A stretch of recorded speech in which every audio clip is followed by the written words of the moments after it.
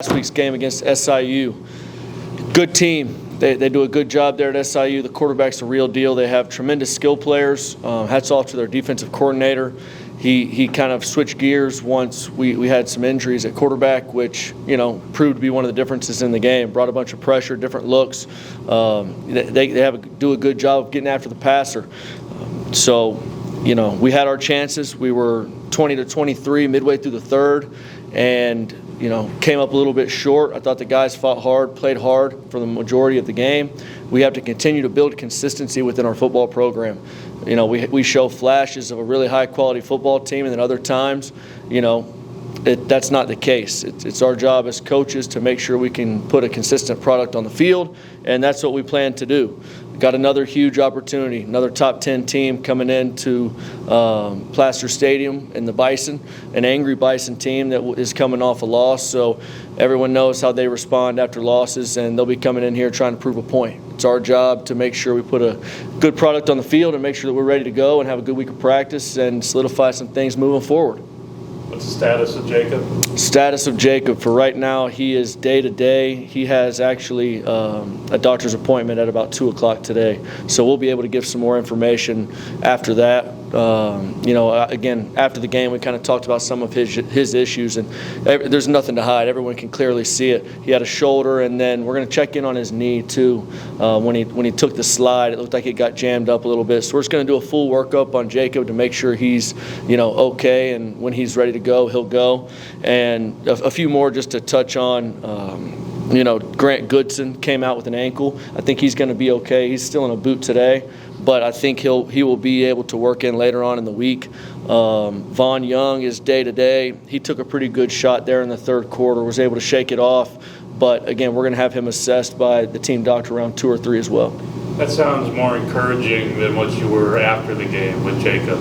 Yeah, I'm an eternal optimist, so I'm trying to speak it into existence. I'm really not sure, to be honest. I know that, again, I talked to him yesterday and as well this morning. I think his knee is fine. I think it'll be whether he can throw the football effectively and how long it takes to get him back from that little AC injury. How does it change your game plan, or does it if he can't go? I think it does a little bit. We have to make sure we do things that Jordan is comfortable doing, but he did show that he can efficiently run the offense. He's got to take care of the football. We were putting a drive together, and he was doing some good things and put the ball on the ground in a big-time situation. But I do think that the offense has confidence in him and that he can get the job done. Do you expect him this week? Do you expect him to play this week? I don't. You don't expect Jacob to play? I don't expect Jacob to play this week. I think, we're looking at maybe a week or 2 at minimum. I would be pleasantly surprised if it's quicker than that. But just, again, from looking at him and kind of, seeing him walk, seeing him move, we spend a lot of time around each other. I would just have trouble seeing him in this week, but we'd probably have a chance with him in the following week. Go to the defensive side of the ball for a little bit here, Coach. Another early home run, explosive play that starts you guys upside down on the scoreboard. One of the things that you mentioned when we were talking after the game was talking about the fundamentals, about wrapping up, tackling. How is that something that you guys as a coaching staff address this week with your defense, especially the secondary? Yeah, it's frustrating because you have a play like that goes for 62 yards and they rush for 40 yards the rest of the entire game. Again, they had 122 rushing yards. 64 of them came on the third play of the football game for a touchdown. I think that was a huge difference in the football game, just because we have a good offense, and we can't start them behind the 8 ball with giving up 14 points before you even blink. And then again, you blink another time, and all of a sudden we go 4 straight 3-and-outs, and we get some momentum going, and it's just too little, too late. I think the other part of the game that you have to look at, we were effective on 3rd down, but our 4th down efficiency was non-existent. When it gets to 4th down and we have to get the offense off the field, we have to win those downs. It's not like, we had guys all over them. Again, hats off to their quarterback. He does a nice job extending plays, and they made some really, really good catches that were reviewable plays that didn't go our way, and that's how those shook out.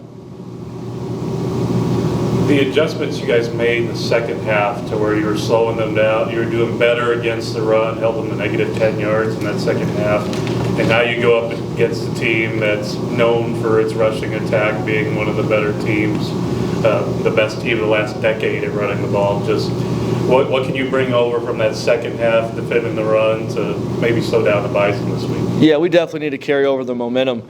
And like Corey just mentioned, it was pretty simple things: tackling the ball carrier, fitting your proper gaps, doing the things that high quality football teams do consistently. And the Bison are no joke. They've been national contenders since I've been alive. So we have a ton of respect for them and their program. Matt does an awesome job with that group. They're going to be coming in ready to go. We just need to make sure, again, we're sound, we're having a good physical week of practice, and that the guys understand, when we're good is when we're flying around, when we're energetic, when we're passionate, and I think we did have that versus SIU. I do think they understood what we needed to do. We just need more of it and more consistency. That's a word you're going to hear me talk about for our football team, is consistency in every single aspect of things we do. We have to improve on special teams consistency, defense especially with consistency, and then again offense. We had the ball in the red zone. We had our chances. You have to score touchdowns. We can't settle for field goals at times. We got to put the ball in the end zone, and then defense has to do a better job in the red zone from holding them out of the end zone. You mentioned consistency and brought up special teams. I was going to ask you before you started there, where do you see the special teams right now? What are the positives and the negatives that you're seeing from the third phase of the game? Yeah, a consistent positive with us is Grant Burkett, our punter. He does a nice job. We've had the shield and the guys in front of him protecting him, the same guys there for about 3 years now. So our punt protection is really good. Our punt operation is really good. We need to get more out of our kickoff return unit and kickoff cover units.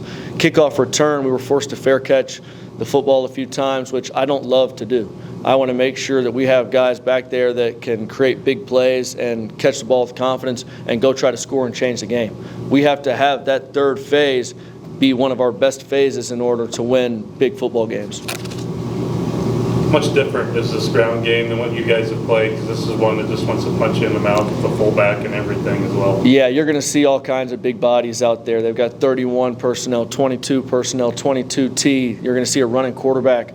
The top priority all week is stop the run. We have to make them be one-dimensional to even have a chance. Again, they're effective at running the football. We have to, do some things differently on defense in regards to, it's a numbers game. Make sure we're fitting it with enough numbers. And, it's what we talked about with the guys, yesterday is this is open competition. We're already young, but if we need to go younger and get talented guys out there, we're looking for 11 guys that want to do things right consistently. And if we need to shake up the lineup a little bit, that's what we'll do. So we'll be maintaining and looking at those things throughout the week as well.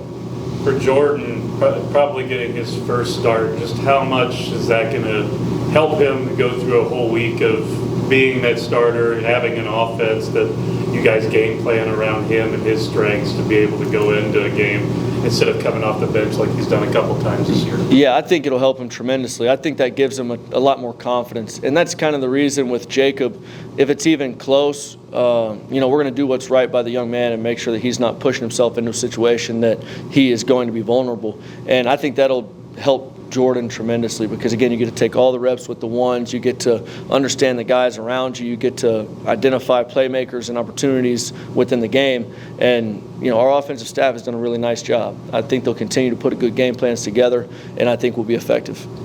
Coach, I wanted to ask about the tight end room. You and I remember we had a conversation before the season started. You said this was a position group that you were really excited about because of what they were bringing back. It seems to be underutilized to this point in the season. Stetson Moore hasn't been in the lineup the last couple of weeks. Now, Gary Clinton got a big touchdown on the road at SIU, but that's one of the rare catches we've seen out of the tight end room right now. Is it play calling? Is it players? Why hasn't that aspect of the game been maybe emphasized? Sure, we've still been going 11 personnel. I mean, one back, one tight, 3 wideouts. The personnels have been in there, and they've been targeted. I just don't think, we've had the production that we thought we might have. Lance Mason does a nice job. Gary Clinton, Stetson's been dealing with a growing injury. He'll be back in the lineup. He wasn't benched. It wasn't anything like that. I just think it's a product of kind of where we are at in the game. Prime example, last week, we're down 14-0 before some people even turned on the game. So the offense has to spread it out a little more, get guys the ball like T.O. and some of the guys on the edges to create some bigger plays. And Gary did have a really nice catch in the end zone. Jacob was unbelievable getting away from the pressure, lofted it up. And we're going to continue to use those guys. Lance and Gary and Stetson are tremendous players, tremendous athletes, have been with us for a long time. So when they're open, we're going to give them the ball. What do you make of offensive line play that's allowing 6 sacks the other day? They throw some different kind of pressures at you guys. You see it coming from all over the place. It's been an improving group all year long, and better than last season especially. But just how do you evaluate how they played this week? Yeah, I think they're continuing to improve. Obviously, we gave up some things we don't normally give up, but I do think that was, due to the product of they have a little different flavor this year at SIU in regards to bringing pressure, field, boundary, gut, to the back, away from the back. They do a nice job of mixing it up. And, with some of our injuries we've had with, E.K. Danielson out, Grant Goodson went down. We've had a little more shuffling than we would have kind of been comfortable with. I think that maybe had a little something to do with it. And then any time that you have a ruffle thrown in there in the game and when your quarterback goes down, there's some inconsistency in regards to, different people call cadences differently. Different people have different mannerisms in the huddle and call things differently. I think that kind of shocked their system a little bit as well, but they were able to recover and settle in. What is EK's status? I'm hoping better. He's looked better this week. We got him checked again today. I think it'll just be kind of what his body can stand in regards to workload. We're going to try to work him back in this week and hope to have him for the Bison. Coach, how frustrating is it? You're playing UT Martin, you're coming back, Jacob gets hurt, and this game you're feeling good, but you guys are coming back, and it happens again. Just what went through your minds?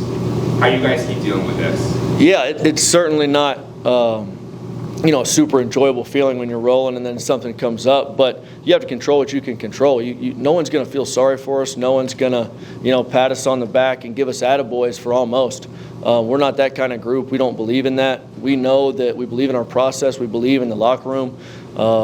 Again, I don't think that there's going to be things changing when we come out to practice on Tuesday. I think you're going to see a group of guys come out that are ready to play, ready to roll, still believe in what we're doing. And, again, we're 0-1 in conference. There's a few other teams that are 0-1 in the conference when football really matters. So we got a long season ahead of us. There's a ton of things to look forward to.